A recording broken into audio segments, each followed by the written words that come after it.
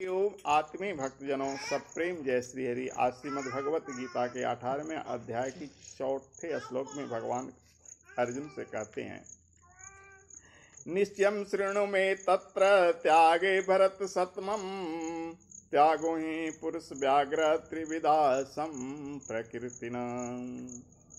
अर्थात हे भरतवंशियों में श्रेष्ठ अर्जुन, तो संन्यास और त्याग इन दोनों में से पहले त्याग के विषय में मेरा निश्चय को सुन, क्योंकि हे पुरुष श्रेष्ठ त्याग 3 प्रकार के कहा गया है।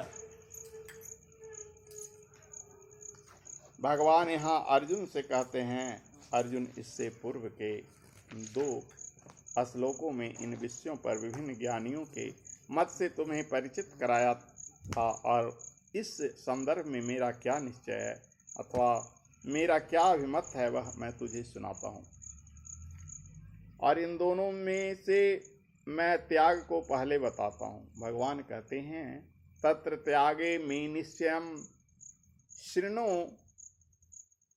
उस त्याग के संदर्भ में मेरा निश्चय, मेरा मत, मेरा अभिप्राय या अंतिम मत सुनो। यहाँ भगवान त्याग के विषय में समझाते हैं और बताते हैं, क्योंकि बिना त्याग को समझे संन्यास को समझ पाना संभव नहीं है।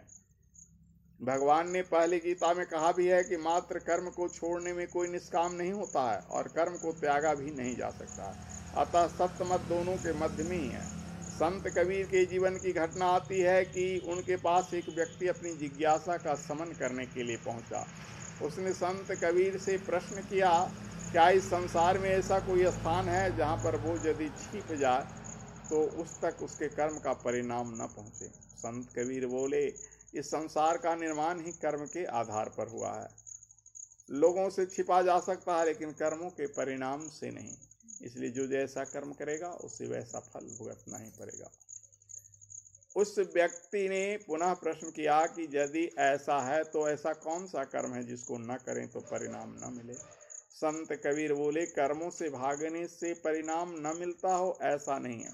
इस संसार में हर व्यक्ति को कर्म करने की स्वतंत्रता है, पर उनका परिणाम चुनने की प्रधानता है।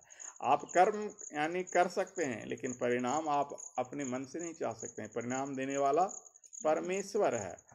इसलिए त्याग कर्मों का नहीं, उसमें निहित कर्तापन का होना चाहिए, तभी सच्चा त्याग है। कर्तापन कहते हैं कि मैं यह कर रहा हूँ, जो आप कर रहे हैं इसमें जो मैंपन है, घमंड है, वो त्यागना चाहिए।